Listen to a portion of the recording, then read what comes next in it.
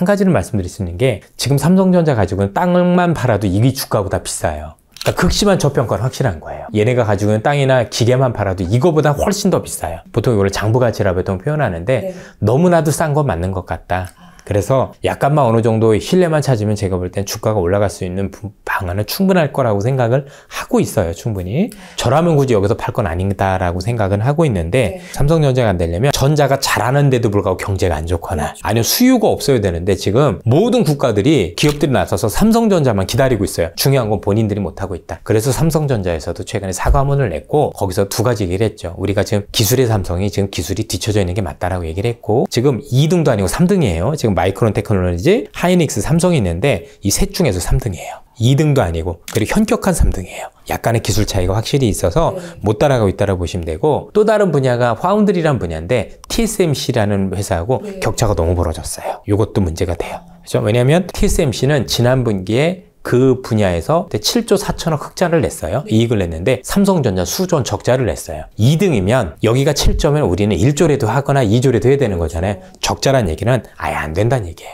그렇죠? 이거는 기술의 문제예요. 이거는 팩트고 이미 본인들이 인정을 한 거고 그런 겁니다. 그러면 앞으로 삼성전자가 보여줄 건 딱 하나예요. 우리 삼성전자 정말 저력 있는 기업이잖아요. 요거에 대해서 사과문까지 냈다는 얘기는 삼성전자 스스로 우리가 어떤 문제가 있는지 단순히 인지만 한 게 아니라 여기서 이대로 가다간 정말 문제가 커질 수도 있는 부분이 있다 보니까 저는 많이 변할 거라고 생각을 해요.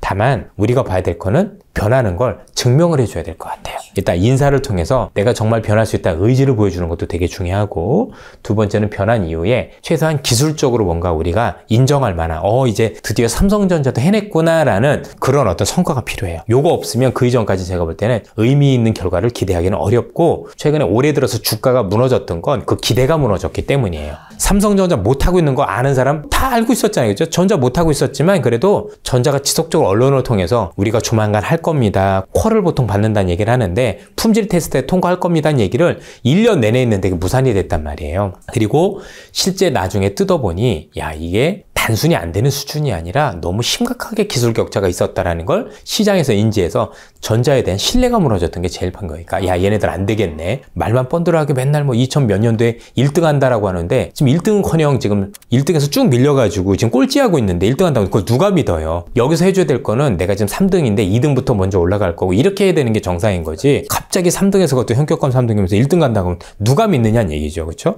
그래서 거기에 대한 어떤 그 차가운 반응들이 많았다. 왜냐면 이게 일시적인 게 아니라 구조적이라 본 거예요. 저거는 단기간에 내가 열심히 해서 뛰어넘을 게 아니라 지금 설사 삼성전자가 잘해서 열심히 한다고 해도 진짜 제대로 된 결과가 나타나면 몇 년 걸릴 거라고 생각을 하는데 지금까지 신뢰가 없다 보니 그 신뢰는 내가 보여줄 때까지는 이 투자를 감히 안 하겠다는 생각들을 가지고 있는 것 같아요.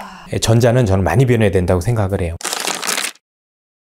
지금 주식시장을 최근에 보셔서 아시겠지만 트럼프 때문에 수혜와 피해가 번갈아가면서 움직이면서 왔다 갔다 해서 변동성을 키우는데 이건 뭐 오늘만의 현상은 아닌 것 같고 트럼프 이전에 바이든 때도 수혜와 피해가 나눠서 움직였기 때문에 제가 볼 때는 뭐 별다른 이슈는 아닌 것 같다. 물론 쉽지만은 않다라고 말씀드리고 싶고요. 다만 우리가 봐야 되는 건 뭐냐면 트럼프 때는 분명히 이전에 있던 대통령보다는 되게 피곤해요. 이분이 뭔가 정책과 관련해서 굉장히 일관되게 말씀하시는 분이 아니라 자꾸 SNS를 통해서 너무 자주 바꾸세요. 어떻게 보면 이게 사업가적 기질이기 때문인데 이분은 사업가적 기질이라 모든 정치를 기존에 있던 정치인하고 다르게 하세요. 그래서 비즈니스 관점에서 보고요. 그래서 모든 공약은 전부 다 협상용이에요. 지금 트럼프라는 사람이 원하는 건 뭐냐면 미국이 더 잘 살길 원하죠. 근데 미국이 잘 사는 방법이 그동안 미국 때문에 잘 살았던 국가들이 좀 희생하라는 거잖아요. 그거 뒤집어 생각을 해보면 앞으로 미국만 좋아지겠네죠. 많은 분들이 놓치고 있는 게 뭐냐면 트럼프의 속성을 이해할 때 트럼프의 속성 중에서 제일 큰 속성이 뭐냐면 이분이 4년 이상은 대통령을 못한다라는 거예요.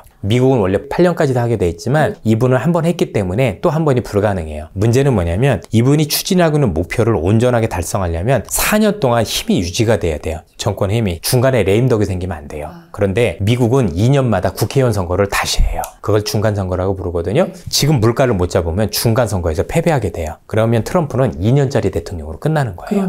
그러면 내가 2년 후에 중간 선거에서 이기기 위한 포석을 전반기에 먼저 깔아야 돼요. 그거는 물가 낮추기예요. 그래서 전반기에 물가가 낮춰져요. 확 낮아져야 돼요. 그리고 낮아져야 돈을 써도 금리가 올라도 제한적일 거고 달러 강세도 제한되기 때문에 1, 2년째는 어떤 식으로든 물가를 낮춘다의 목적으로 돼요. 제일 중요한 게 뭐냐면 트럼프가 원하는 게 뭐지를 보면 돼요. 그것만 공약에 지킬 거예요. 그러면 트럼프가 원하는 거 차례대로 말씀드릴게요. 일단 무조건 물가 낮추기예요.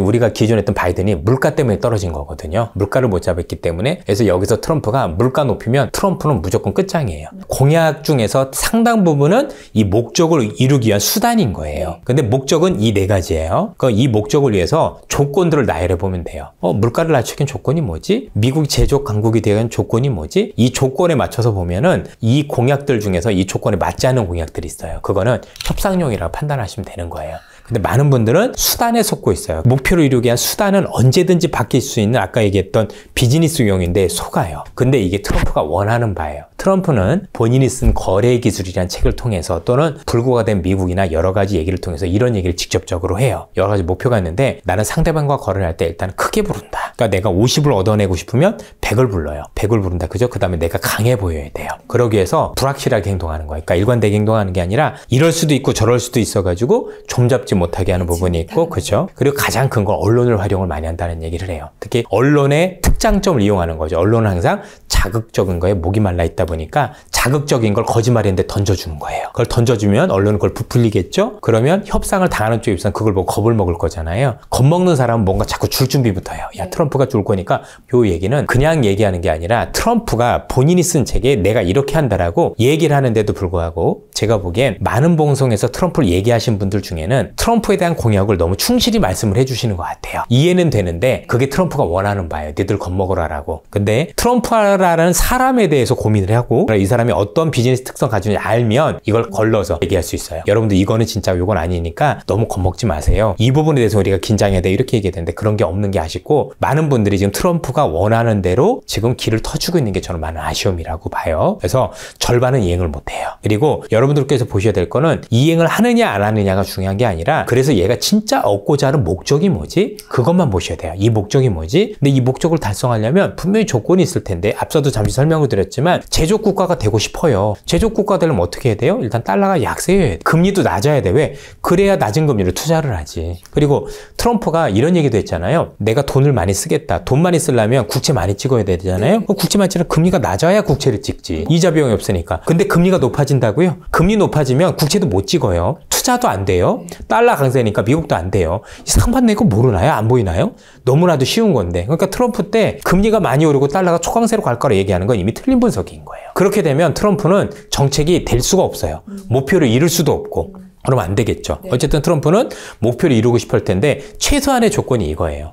다만 얘가 물가를 낮추려는 방법을 뭘로 할 건가, 그 나중에 금리를 낮추면 뭘로 할 건가는 이제 그 수단이 바뀌겠죠. 지금 연말 또 연초에 또 현금을 보유하고 있는 많은 일반인들은 조금 어떻게 대응하는지. 일단 트럼프가 물가 낮추기를 뭘로 할 거냐에 대한 고민을 한번 해보세요. 물가가 낮아지면 일단 주식시장은 좋아요. 유동성이 유입된다는 점에서 굉장히 좋을 수밖에 없는 거고 금리가 내려가는 거니까. 미국 같은 경우는 금리가 낮아질수록 어쨌든 소비도 살아나요. 내가 금융비용이 좀 줄어드는 부분도 있을 거라고 생각을 해보시면 되잖아요. 물가가 낮추는 요인이 뭔지가 제일 중요한 것 같아요. 예를 들어서 제 생각 중에 하나는 뭐냐면 트럼프가 이제 불법 이민자를 차단한다라고 하고 또 미국에 있는 불법 이민자들을 쫓아낸다는 얘기를 하거든요. 그럼 미국에 있는 수많은 이 수백만 명의 불법 이민자들은 최소한 다른 거 몰라도 의식주는 했을 거 아니에요. 먹었을 거고 썼을 거고 입었을 거고. 근데 이 사람들이 생각보다 많이 들어와서 제일 먼저 찾았던 게 집이에요. 그렇죠? 그러면 이 사람들이 나가는 만큼 집에 대한 수요는 줄어들면 미국에서 주거비가 낮아질 가능성이 있고 주거비가 낮아지면 이게 소비자 물가에서 34%를 차지해요. 의외로 미국의 소비자 물가는 이 정책이 시행되고 난 뒤부터 슬금슬금 물가가 주거비 때문에 빠질 가능성도 있겠네라고 생각을 해주셔야 돼요. 그러면 경제가 다치지 않으면서 물가가 내려갈 수 있거든요. 증시가 일단은 좋아질 가능성도 있다. 이렇게 판단을 해볼 수가 있을 것 같아요. 두 번째는 에너지 정책이에요. 에너지 정책과 관련해서 세계 에너지 패권을 가져간다. 그만큼 이제 미국이 더 큰 산유국이 되겠다라는 건데, 그럼 지금 사우디도 증산한다는 얘기하고 얘네들도 원유나 아니면은 에너지에 대한 공급을 늘리면 에너지 가격이 빠질 수도 있지 않을까요? 그러면 원유 가격이나 아니면 에너지 가격이 빠졌을 때 수혜를 보는 기업들이 있을 수도 있어요.